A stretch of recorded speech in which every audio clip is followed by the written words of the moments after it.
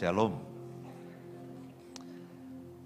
Pagi hari ini saya akan sampaikan satu bagian firman Tuhan. Saya masih akan lanjutkan apa yang saya sampaikan minggu lalu. Minggu lalu saya bicara mengenai kemerdekaan di dalam Kristus. Dan pagi hari ini saya akan lanjutkan mengenai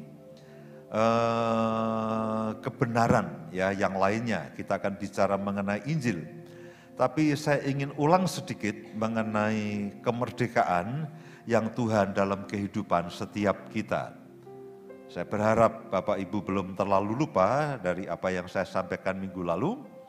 Kemerdekaan dari hukum Taurat, kemerdekaan dari tabiat dosa, dan kemerdekaan dari akibat dari dosa itu sendiri. Mari saya akan baca beberapa ayat untuk kita mengingatkan. Ya, kita mengingatkan akan apa yang saya sampaikan minggu lalu, karena kita akan belajar firman Tuhan secara sistematis, saudaraku.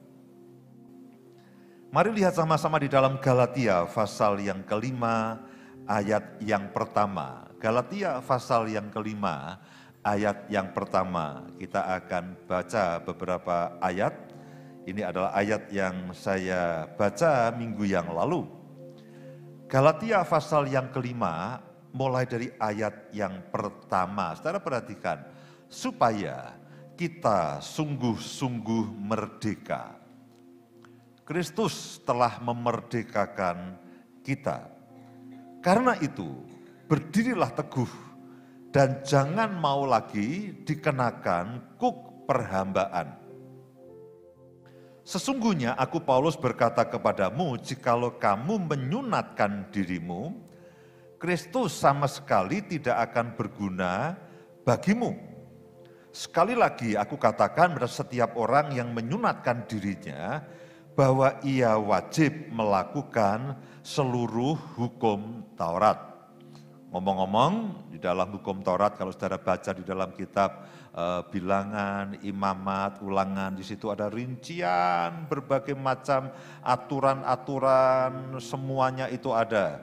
Dan saya tidak pernah menghitung, tapi konon ada lebih daripada 600 aturan di dalam hukum Taurat mengenai apapun. 600 aturan dari hukum Taurat. Bahkan ada yang menyebutkan 666.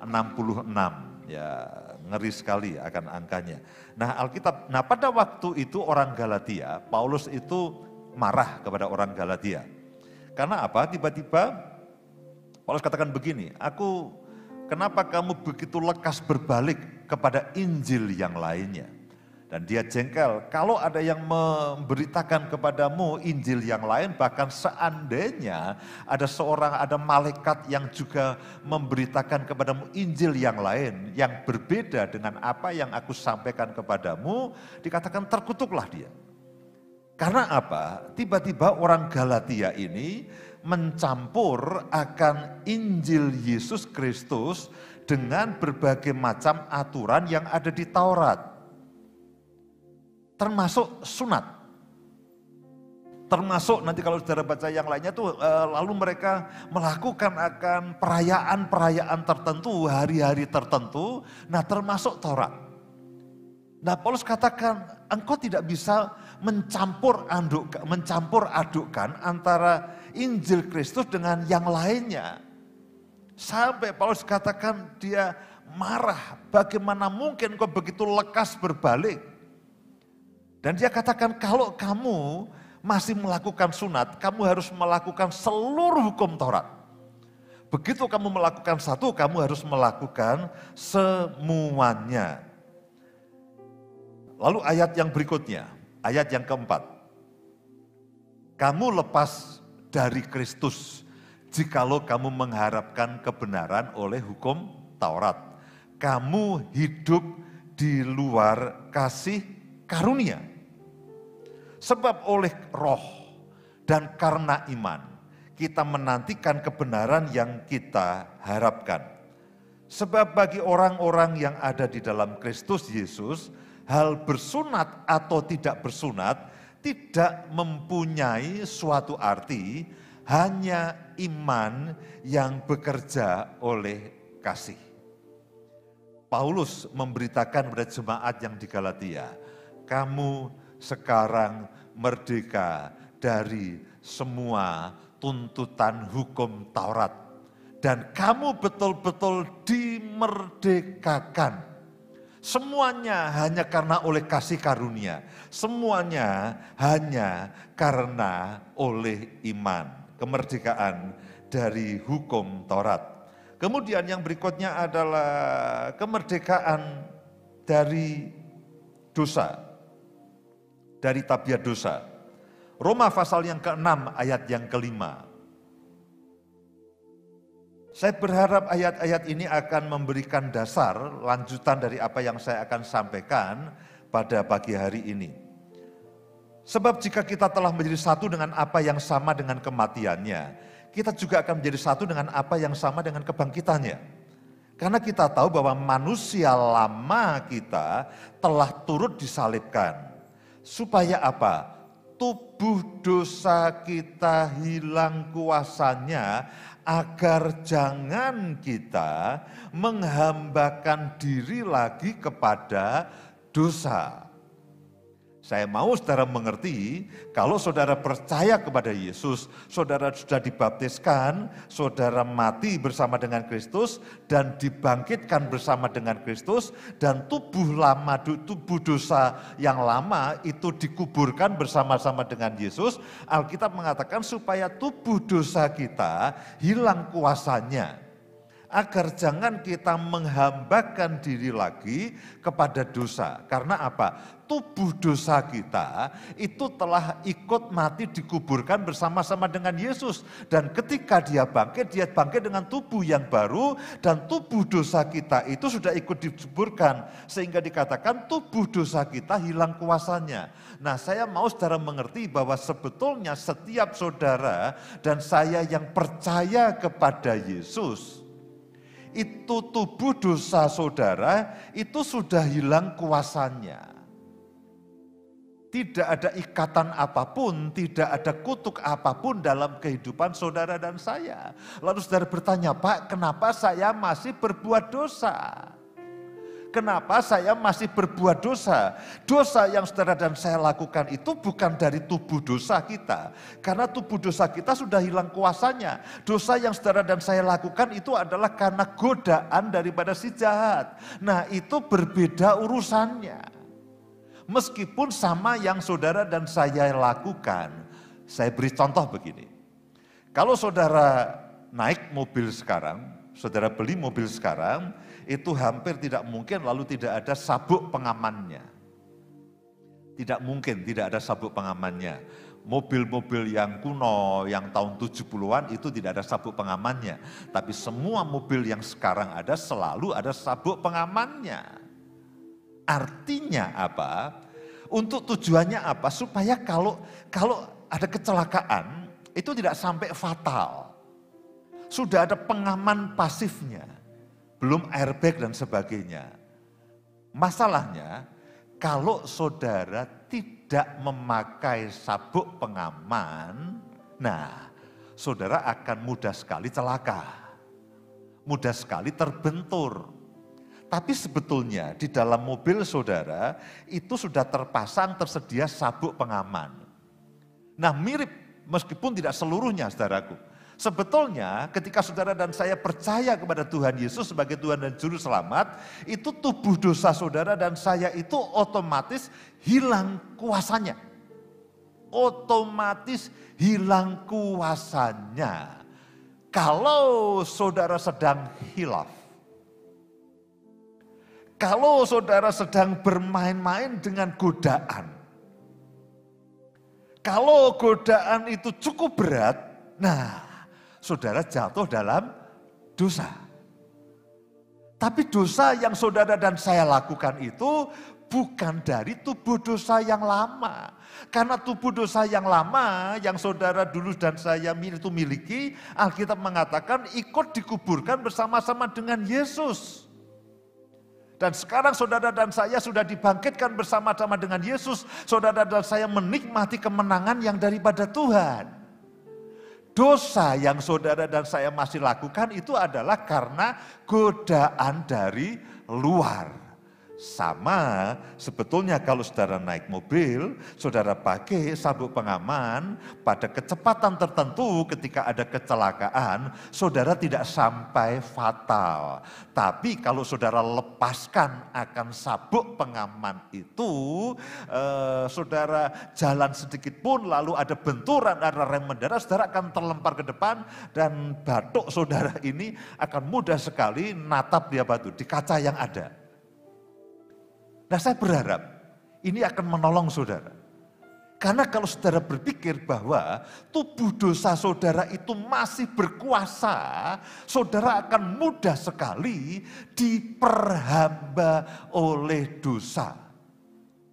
Dan saudara akan setiap kali saudara jatuh dalam dosa, saudara akan mengatakan, aduh ini kenapa ya, tubuh dosaku kok tidak hilang-hilang kuasanya. Sebetulnya sudah hilang. Hanya karena godaan yang dari luar. Nah, kebenaran ini akan menolong saudara dan saya. Nanti saudara akan berkemenangan di dalam terhadap dosa. Karena begitu ada godaan, sebetulnya mudah saudara menghindar, selesai masalahnya. Begitu ada godaan untuk berbuat dosa, lalu saudara berdoa dalam nama Tuhan Yesus, aku tolak, selesai masalahnya. Karena sumbernya bukan dari dalam. Sumbernya bukan dari dalam, sumbernya dari luar. Saudara akan dengan mudah itu menghindarinya. Kemerdekaan dari semua hukum dan aturan Taurat.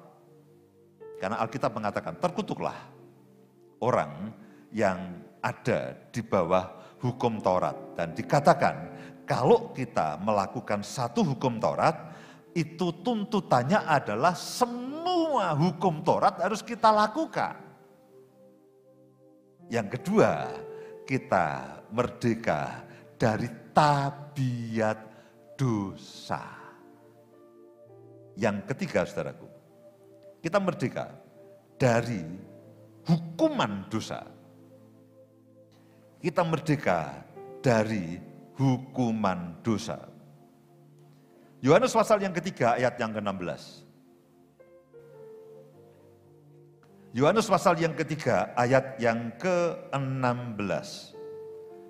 Karena begitu besar kasih Allah akan dunia ini sehingga ia telah mengaruniakan anaknya yang tunggal supaya setiap orang yang percaya kepadanya tidak binasa. Saudara yang percaya kepada Yesus sebagai Tuhan dan Juru Selamat, Alkitab mengatakan tidak binasa. Upah dosa adalah maut, upah dosa adalah kematian kekal selama-lamanya, upah dosa adalah kebinasaan. Ketika saudara percaya kepada Yesus sebagai Tuhan dan Juru Selamat, Alkitab mengatakan tidak binasa, melainkan beroleh hidup yang kekal. Merdeka dari semua tuntutan dan aturan hukum Taurat. Karena di dalam kitab Galatia, itu orang-orang Galatia mencampur akan Injil Kristus, dicampur dengan berbagai macam peraturan. Sampai Paulus katakan Injil yang lain. Mudah sekali kita itu lalu tergoda untuk melakukan sesuatu untuk mencoba meyakinkan akan semua keselamatan dan semua berkat yang ada. Kadang-kadang kita begitu. Kadang-kadang kita mencoba mencampur adukkan, kita harus melakukan sesuatu. Kemarin saya terangkan panjang lebar dengan berbanyak begitu ayat bahwa bahkan semua perbuatan baik kita itu tidak ada hubungannya dengan keselamatan yang sudah kita terima, tidak ada hubungannya dengan semua berkat yang akan kita terima. Karena apa? Perbuatan baik itu merupakan buah dari keselamatan. Abraham dikatakan begini, Abraham, aku akan memberkati engkau dan kamu akan menjadi berkat. Bahkan saudaraku, kalau saudara masih berpikir begini, aku akan memberikan persembahan supaya aku diberkati. Sebetulnya saudaraku, spirit itu adalah pengaruh daripada Taurat itu. Yang orang sebut legalisme. Aku mau memberikan persembahan supaya aku diberkati. Yang betul sebetulnya adalah begini, saudara dan saya sudah diberkati. Ketika saudara dan saya percaya, saudara adalah anak-anak Allah. Dan ketika saudara adalah anak-anak Allah, saudara adalah ahli waris. Saudara menerima segala berkat yang daripada Tuhan. Nah, ketika saudara diberkati sebagai ungkapan rasa syukur saudara, saudara membawa perpuluhan, saudara membawa persembahan, itu bukan sebagai sebuah persyaratan, itu sebagai sebuah ungkapan rasa syukur. Ketika saudara menjadi berkat bagi yang lainnya, saudara sebagai seorang pengelola yang bisa dipercayai, memang kepercayaan Tuhan akan bertambah. Sehingga berkat itu akan semakin dilimpahkan kepada saudara. Karena saudara adalah sebagai orang yang bertanggung jawab, sebagai pengelola yang bertanggung jawab.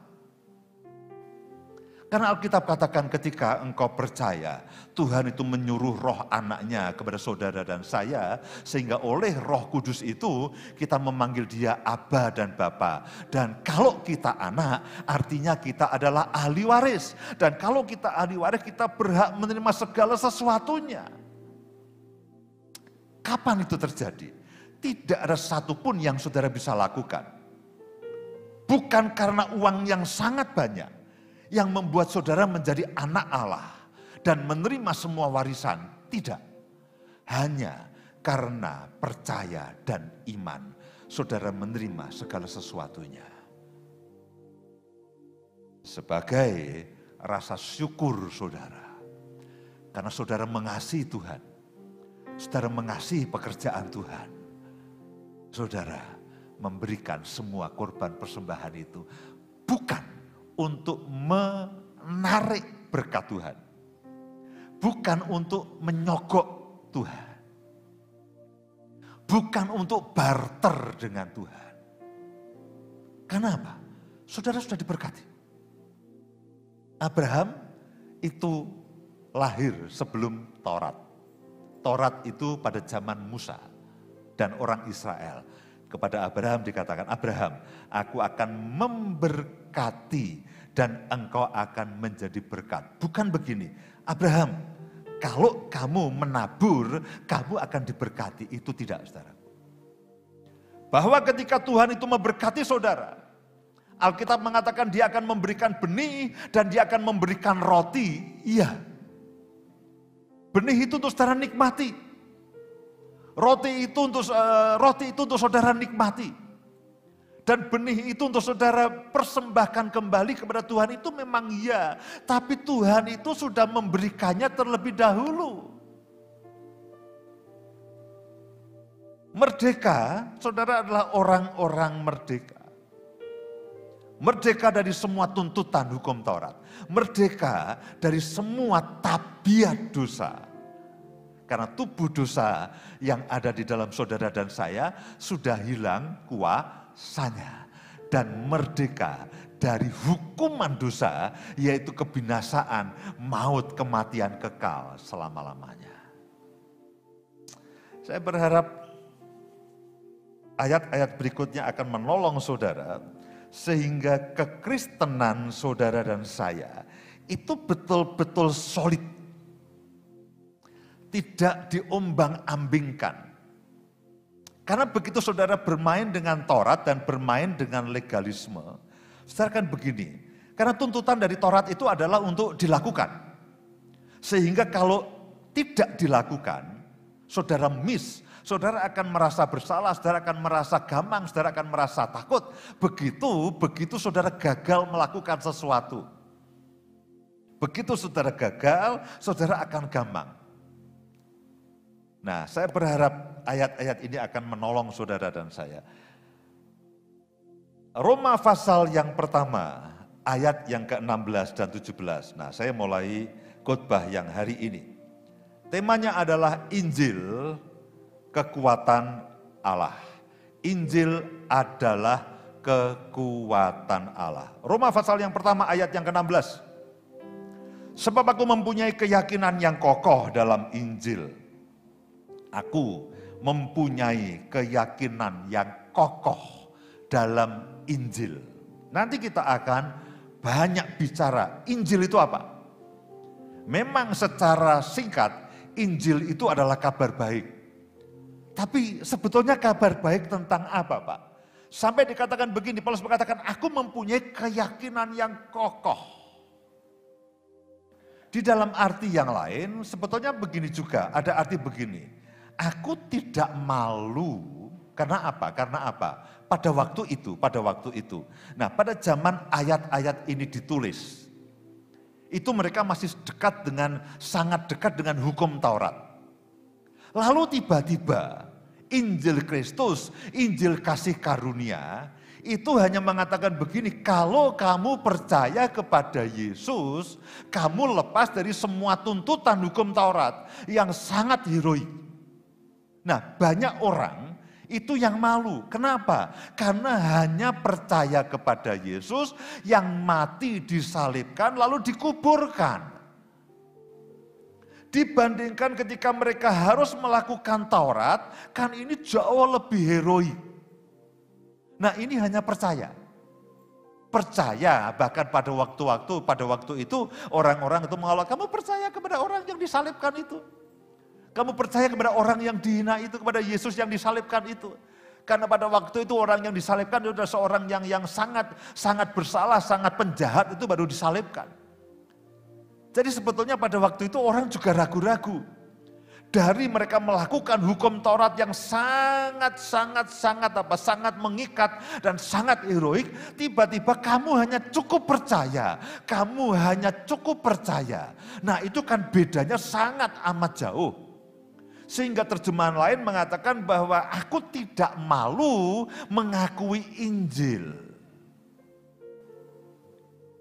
Karena apa? Pada waktu itu banyak orang yang diolok-olok. Masa kamu hanya percaya kepada Yesus yang mati disalibkan tidak berdaya itu? Nah, Paulus katakan begini, aku mempunyai keyakinan. Nah, terjemahan yang lain mengatakan, aku mempunyai keyakinan yang kokoh dalam Injil. Dalam Injil. Nanti kita akan rinci Injil itu apa.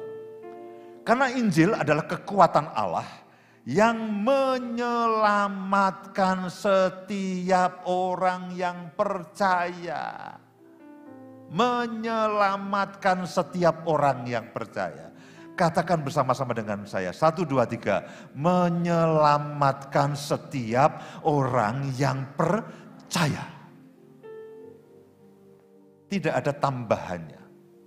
Tidak ada tambahannya.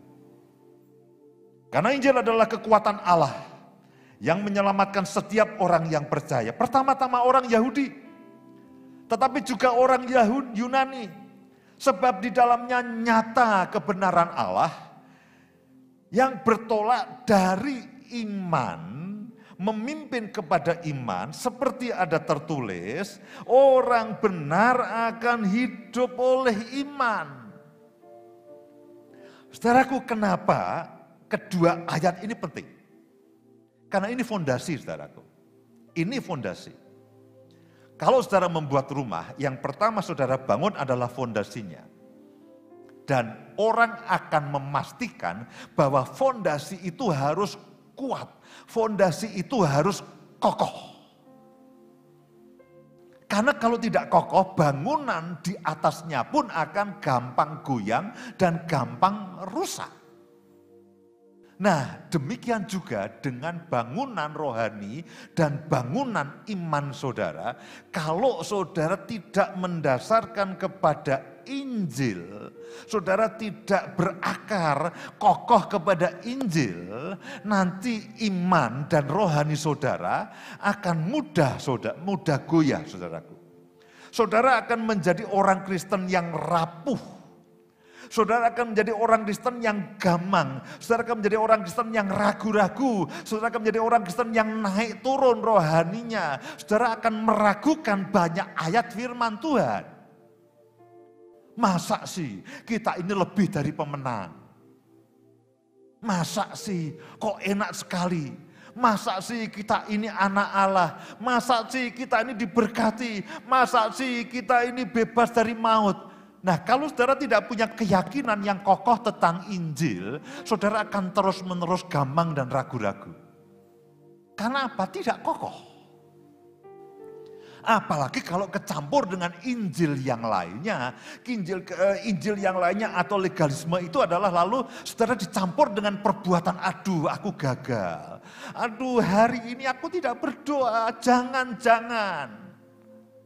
Itu karena saudara tidak punya keyakinan yang kokoh dalam Injil. Aduh, perpuluhanku meleset. Tak tuku HP. Aduh, jangan-jangan aku dihajar Tuhan. Apa betul bahwa kita lebih dari pemenang? Masa sih aku kalah terus?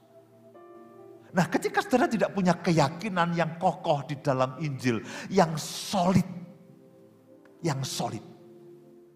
rohani saudara sulit untuk bertumbuh. Setiap kali saudara akan penuh keraguan, saudara akan penuh kegamangan, saudara akan penuh dengan kecemasan, saudara akan naik turun, aduh gimana ya, aduh ini Tuhan pasti meninggalkan aku, aduh kuasa Tuhan lepas dari aku, aduh ini. Nah, kegamangan dan keraguan dan ketakutan itu akan memberikan pijakan kepada kuasa-kuasa kegelapan untuk mempermainkan hidup saudara dan saya. Saya ulangi. Keraguan, kecemasan, dan kegamangan dalam kerohanian saudara itu akan memberi pijakan. Memberikan pijakan untuk iblis si jahat itu mempermainkan hidup saudara dan saya. Karena itu Paulus katakan, aku mempunyai keyakinan yang kokoh dalam Injil. Keyakinan di dalam Injil. Ini Injil saudaraku. Di sisi lain ada legalisme Taurat. Seperti orang Galatia. Harus ditambah ini. Supaya apa? Supaya mantep. Nah, begitu saudara ditambah dengan legalisme, Alkitab mengatakan satu saudara melakukan satu hukum Taurat, tuntutannya adalah seluruh hukum Taurat. Kalau tidak, saudara akan ada di bawah kutuk hukum Taurat. Nah, ketika Injil yang lain itu lalu menekankan moralisme, perbuatan baik, persyaratan dan kondisi supaya ini loh kamu diberkati, kamu menjadi anak Tuhan, kamu harus begini syarat dan kondisinya supaya kamu begini, supaya kamu berhasil. Nah, ini legalisme saudaraku. Ini legalisme. Saudara gagal melakukan ini, saudara akan merasa aduh, aku gagal. Aku tidak layak. Aku gagal, aku tidak layak. Tuhan pasti meninggalkan aku. Nah, kalau saudara ada di dalam campuran tadi yang Alkitab katakan Injil yang lain, yang legalisme ini, saudara akan mudah ragu-ragu, saudara akan cemas. Setiap kali saudara gagal, saudara akan cemas, saudara akan takut. Aduh, jangan-jangan aduh, makanya tadi aku diserempet beca. Tadi aku lupa baca Alkitab, makanya aku diserempet beca. Nah, saudara akan selalu menghubungkan setiap situasi dengan apa yang saudara sudah lakukan. Nah, itu jebakan legalisme. Itu bukan Injil. Itu bukan Injil. Orientasinya bukan karena anugerah yang cuma-cuma, tapi karena perbuatan baik. Orientasinya bukan karya Kristus di kayu salib, tapi usaha dan perbuatan baik. Kita akan seperti apa ya, pamrih begitu. Kalau aku melakukan ini, aku akan dapat ini. Aku akan melakukan ini, aku dapat ini. Nah, sebaliknya, lawan daripada legalisme adalah semacam apa ya, orang sebut liberalisme. Nah, ini adalah pemahaman anugerah yang berlebihan. Aku tidak apa-apa berbuat dosa karena aku sudah diampuni, aku tidak apa-apa, aku tidak memberikan perpuluhan. Kan itu Taurat. Nah ini kebablasan saudaraku. Ini grace anugerah yang kebablasan. Minggu depan saya akan bicara mengenai hidup berpadanan dengan Injil. Kalau tidak salah nanti sore Pak Andri juga akan sampaikan firman mengenai berpadanan dengan Injil. Yang satu terikat dengan legalisme, yang satu ini kebablasan. Aku tidak perlu melakukan apa-apa, aku tidak perlu berdoa, aku tidak perlu memuji Tuhan, aku tidak perlu memberikan persembahan, aku tidak perlu perpuluhan. Kan itu semua Taurat. Nah ini kebablasan. Ini yang aku tidak perlu melayani, aku tidak perlu berdoa, aku tidak perlu menginjili. Toh Tuhan sudah mati bagi semua orang. Toh Roh Kudus yang akan menyadarkan orang dari perbuatan dosanya. Nah ini yang disebut oleh Paulus menyanyiakan akan kasih karunia. Menyanyiakan akan grace itu. Menyanyiakan akan kematian Kristus itu. Dengan apa? Dengan tidak melakukan apa-apa dan dengan bermalas-malasan dan dengan hidup seenaknya. Ini juga masalah. Nah kita harus kembali kepada kebenaran firman yang solid saudara. Kita tidak mau terjebak kedua-duanya. Yang satu syarat dan kondisi, yang satu tidak mau diatur apa-apa. Sakarepe dewe, aku kan berlimpah dengan kasih karunia. Ya semau-mauku toh. Kan selalu ada pengampunan. Ya dosa sak kemeng-kemengku toh. Tidak imbang. Tidak imbang. Alkitab mengatakan, dalam aku melawan dosa, aku belum sampai mengeluarkan darah. Bahwa keserupaan dengan Kristus, itu tujuan daripada kasih karunia. Hidup bertanggung jawab, berbuah. Hasil daripada keselamatan itu, hasil daripada kasih karunia itu. Dua-duanya saudaraku, itu akan membuat hidup kita kacau. Nah mari, Alkitab mengatakan, aku mempunyai keyakinan yang kokoh dalam Injil. Loh, Injil itu apa? Injil itu apa? Apakah Injil? Ada Injil itu Matius, Markus, Lukas, Yohanes. Itu disebut dengan Injil. Nah itu menceritakan kehidupan, pengajaran, tindakan, kematian, dan kebangkitan Yesus. Dan juga berita keselamatan untuk manusia. Itu kalau saudara baca Matius, Markus, Lukas, Yohanes, keempat Injil itu menceritakan mengenai kematian, kehidupan Yesus, perjalanan pengajaran kehidupan Yesus sampai dia mati di kayu salib, sampai dia bangkit dari maut dan dia memberitakan berita keselamatan untuk manusia. Nah, itulah Injil. Itulah Injil. Pada dasarnya itu adalah Injil. Nah, kita akan coba sebetulnya Pak, rinciannya apa? Rinciannya apa? Sampai Paulus katakan begini, aku mempunyai keyakinan yang kokoh di dalam Injil itu sendiri. Nah begini, yang pertama adalah masalah penebusan dan pengampunan. Roma pasal yang ketiga ayat yang ke-23. Roma pasal yang ketiga ayat yang ke-23.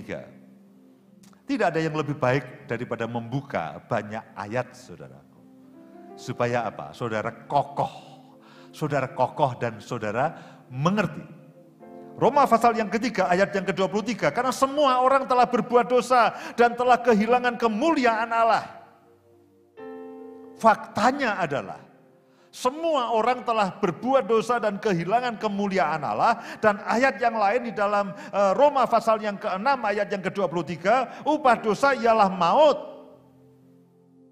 Upah dosa adalah maut, tetapi karunia Allah ialah hidup yang kekal dalam Kristus Yesus Tuhan kita. Semua orang telah berbuat dosa dan telah kehilangan kemuliaan daripada Allah. Dan upah dosa adalah maut. tetapi karunia Allah ialah hidup yang kekal dalam Kristus Yesus Tuhan kita. Inilah Injil itu. Inilah Injil itu. Keselamatan kita bukan karena kita melakukan akan Taurat itu. Coba lihat ke Galatia pasal yang kelima ayat yang keempat. Galatia pasal yang kelima ayat yang keempat. Sebagai lawan daripada ini. Galatia pasal yang kelima ayat yang keempat. Kamu lepas dari Kristus jikalau kamu mengharapkan kebenaran oleh hukum Taurat. Kamu hidup di luar kasih karunia. Kamu lepas dari Kristus jikalau kamu mengharapkan kebenaran oleh hukum Taurat. Kamu lepas dari, kamu hidup di luar kasih karunia. Kamu hidup di luar Injil keselamatan itu. Kalau kamu mengharapkan keselamatan dari Taurat itu sendiri. Kamu lepas daripada Injil kasih karunia. Injil keselamatan itu. Kembali ke Roma pasal yang ketiga. Kembali ke Roma pasal yang ketiga, ayat yang ke-23.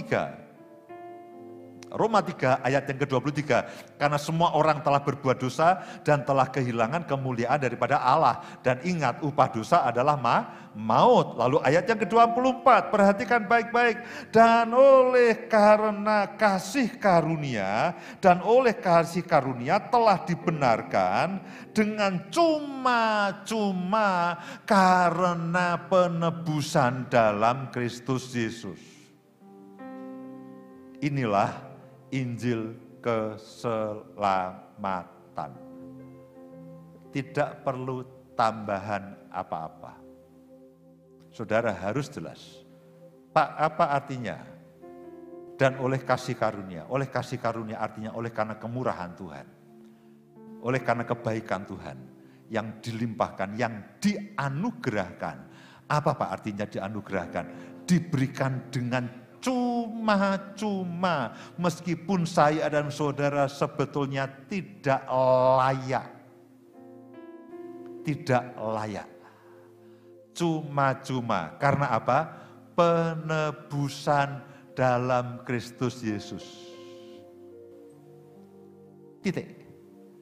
Tidak ada tambahannya.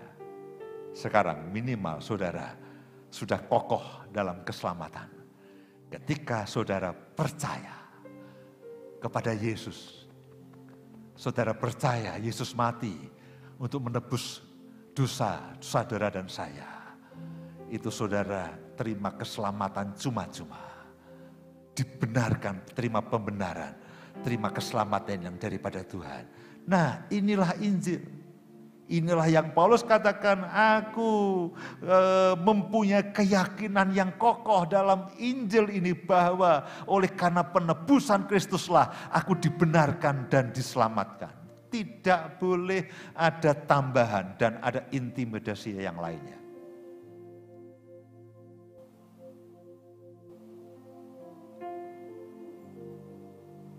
Efesus pasal yang pertama, ayat yang kelima. Berita mengenai penebusan dan pengampunan dosa. Jadi semua orang telah berbuat dosa. Sekarang penebusan dan pengampunan dosa. Efesus pasal yang pertama ayat yang kelima. Dalam kasih ia telah menentukan kita dari semula oleh Yesus Kristus untuk menjadi anak-anaknya. Sesuai dengan apa? Kerelaan kehendaknya. Kerelaan kehendaknya. Bukan kehendak saudara dan saya. Bukan oleh karena syarat dan kondisi yang saudara sodorkan kepada Tuhan. Semata-mata hanya karena kerelaan kehendaknya. Supaya terpujilah kasih karunia-Nya yang mulia. Yang dikaruniakannya kepada kita. Ajaib ya. Supaya terpujilah kasih karunia-Nya yang mulia. Yang dikaruniakannya kepada kita di dalam Yesus yang dikasihinya. Sebab di dalam Yesus dan oleh darah Yesus, kita beroleh apa? Kita beroleh apa? Katakan dengan keras. Beroleh apa? Penebusan. Oleh apa? Oleh darahnya. Dan di dalam Yesus. Maafkan saya. Uang saudara tidak bisa mengurangi dosa saudara sekecil apapun. Tidak sebanding. Puluhan miliar atau ratusan miliar atau triliunan yang saudara punya, itu tidak sebanding dengan dosa sekecil apapun yang saudara dan saya lakukan. Karena dosa tidak mengenal ukuran. Dosa tidak mengenal ukuran, dosa tidak mengenal harga. Dosa hanya mengenal gini, upah dosa adalah apa? Maut. Kekayaan saudara, perbuatan baik saudara, ketulusan saudara, keluhuran saudara, kealiman saudara, itu tidak bisa menebus dosa setitik pun, itu tidak bisa. Hanya satu yang bisa, darah Yesus. Darah Yesus. Karena tuntutannya dosa ya darah, kematian. Karena upah dosa adalah maut. Sekecil apapun itu tuntutannya maut, dan itu hanya bisa dibayar oleh Yesus yang menang atas maut. Sebab di dalam Dia dan oleh darahnya kita beroleh apa? Penebusan, yaitu apa? Pengampunan dosa menurut apa? Menurut apa? Kekayaan kasih karunia-Nya yang apa? Dilimpahkannya kepada kita dalam segala hikmat dan pengertian. Inilah Injil.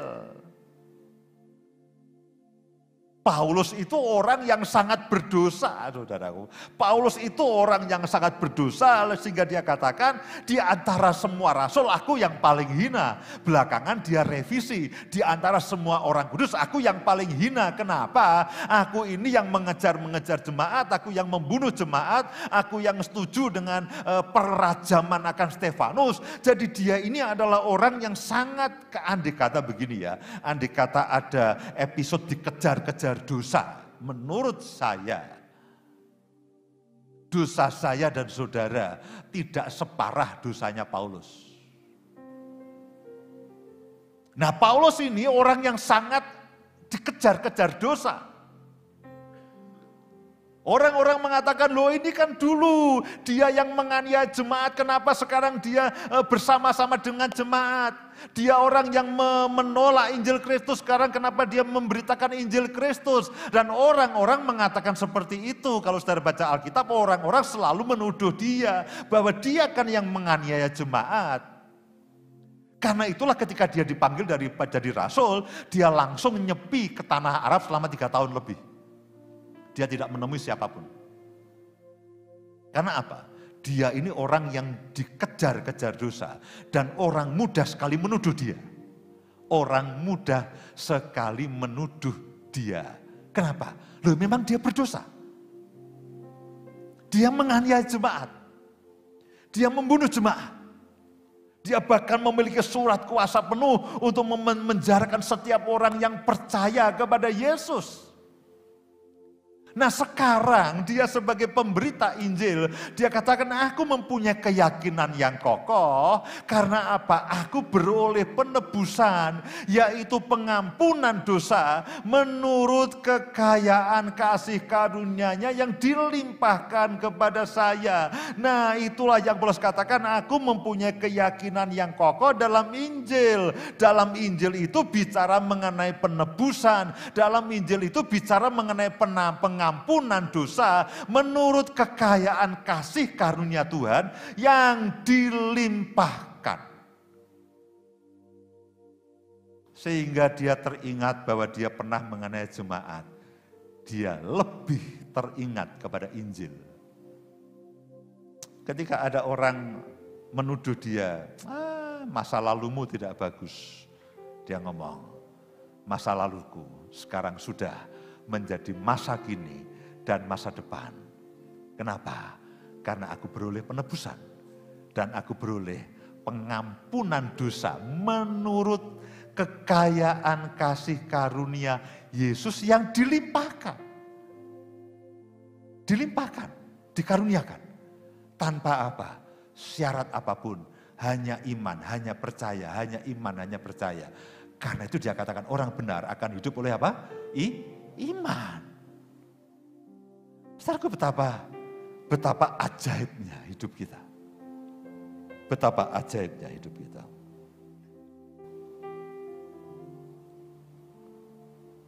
Roma pasal yang ke-10 ayat yang ke-9. Kalau tadi adalah penebusan dosa dan pengampunan dosa, Injil itu berarti apa? Menang atas maut. Masih banyak, saudaraku, daftarnya. Saya tidak yakin kita bisa selesai. Masih ada banyak daftarnya. Arti daripada Injil itu. Tidak apa-apa, kita selesaikan aja sesuai dengan waktu yang ada. Ya, selesai dengan waktu dengan yang ada. Roma pasal yang ke-10 ayat yang ke-9. Sebab jika kamu mengaku dengan mulutmu bahwa apa? Yesus adalah Tuhan. Dan percaya dalam hatimu bahwa Allah telah membangkitkan dia dari antara orang mati. Maka kamu akan apa? Kamu akan apa? Diselamatkan. Karena dengan hati orang percaya dan dibenarkan. Dan dengan mulut orang mengaku dan diselamatkan. Karena kitab suci berkata barang siapa yang percaya kepada dia tidak akan dipermalukan. Karena dengan hati orang percaya dan dibenarkan. Dan dengan mulut orang mengaku dan diselamatkan. Diselamatkan dari apa? Diselamatkan dari maut. Siapa yang bisa menyelamatkan kita dari maut? Hanya satu, yaitu yang pernah menang atas maut. Siapa yang pernah menang atas maut? Siapa yang pernah menang atas maut? Dikatakan Allah telah membangkitkan dia dari antara orang mati. Siapa yang pernah dibangkitkan dari antara orang mati dan menang atas maut? Yesus. Yesus inilah yang ada dalam hidup saudara dan saya, yang juga akan membuat saudara diselamatkan. Artinya maut tidak lagi berkuasa atas saudara dan saya. Sekarang tidak ada ancaman dari maut. Tidak ada tuduhan. Saudara bebas melayani. Saudara bebas berbuah. Minggu-minggu berikutnya saya akan bicara mengenai hidup berpadanan dengan Injil. Bagaimana dengan semua fondasi yang kokoh ini, lalu kita menjadi orang yang merdeka. Kita menjadi orang yang bersukacita. Kita menjadi bebas memberi. Kita bebas melayani. Tidak ada penuduhan. Kita menjadi orang yang merdeka. Kita tidak takut akan kematian. Kita tidak takut akan ancaman maut itu. Yang kalau kita tidak kokoh di dalam Injil, semua ini akan punya potensi mengganggu. Aduh, aku tidak layak hari ini. Kemarin aku melakukan kesalahan. Aduh, minggu kemarin aku bolong-bolong dengan ini semuanya. Nah, itu semuanya, saudaraku, jebakan dan tipuan. Yang membuat apa? Kita tidak bisa berbuah-buah. Kita tidak bisa mengerjakan hasil dari semua keselamatan itu. Kenapa? Kita selalu ditarik oleh syarat dan kondisi ini. Karena itulah Paulus katakan aku mesti punya keyakinan yang kokoh dalam Injil. Supaya aku punya kemerdekaan. Aku punya kebebasan untuk melakukan segala sesuatunya. Aku penuh sukacita, aku penuh pengharapan. Aku tidak takut apapun. Nah, kemerdekaan dan kemenangan itu saudara dan saya harus miliki. Kalau tidak, kekristenan kita tidak akan kokoh. Satu lagi. Bahkan belum ada separuh, satu lagi. Haleluya.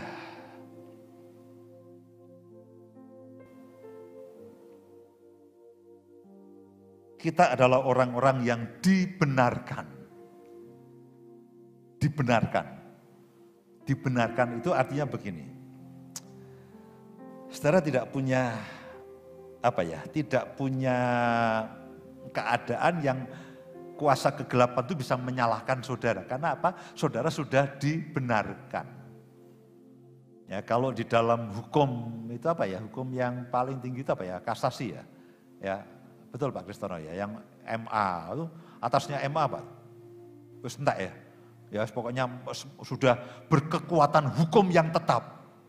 Pokoknya sampai ke tingkat pengadilan yang paling tinggi sudah menetapkan saudara menang. Sudah tidak bisa lagi ada upaya hukum yang bisa menggugat posisi saudara. Sudah mentok, upaya hukumnya mentok dan sudah memenangkan saudara.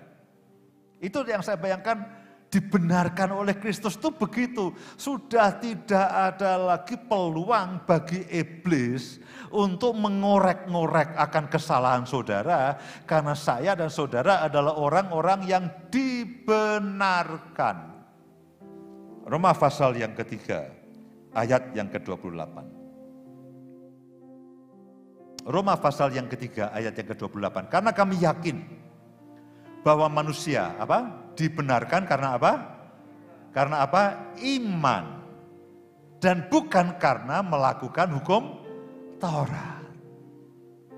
Karena kalau kita melakukan hukum Taurat, kita ada di dalam legalisme, kebenaran itu akan sesuai dengan apa yang saudara telah lakukan sebelumnya.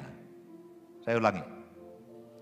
Kalau saudara bergantung kepada Taurat, dan kepada syarat dan kondisi, kepada legalisme, kebenaran saudara tergantung dari apa yang saudara lakukan sebelumnya. Kalau tadi pagi berdoa setengah jam, tadi pagi baca firman Tuhan 5 pasal, tadi jalannya tidak ngelirik ke sana kemari, merem terus sebagai orang kudus dan sebagainya. Oh Pak, selama 1 jam ini saya betul-betul tidak melakukan kesalahan. Nah, saudara dibenarkan oleh perbuatan saudara. Keluar, kesandung orang, kamu kok di sini? Waduh, tidak benar Pak. Sudah bentak orang. Aduh, kenapa aku melakukan kesalahan? Sekarang aku tidak benar lagi. Saudara bisa bayangkan betapa terombang-ambingnya kerohanian dan iman saudara. Kalau kebenaran itu berdasarkan apa yang saudara lakukan. Jangan khawatir. Minggu depan saya akan bicara mengenai, Pak, kalau begitu kita boleh hidup seenaknya. Nanti dulu, tenang saja. Orang selalu katakan, Pak, aduh Bapak jangan begitu, nanti orang jadi seenaknya. Tenang saja. Kita akan ada pada keseimbangan karena Injil yang sehat. Kita tidak ada di dalam legalisme. Kita tidak ada di dalam liberalisme yang membolehkan segala sesuatu. Tapi kita betul-betul ada di dalam kebenaran karena Injil dan oleh pimpinan Roh Kudus. Filipi pasal yang ketiga, ayat yang ke-8.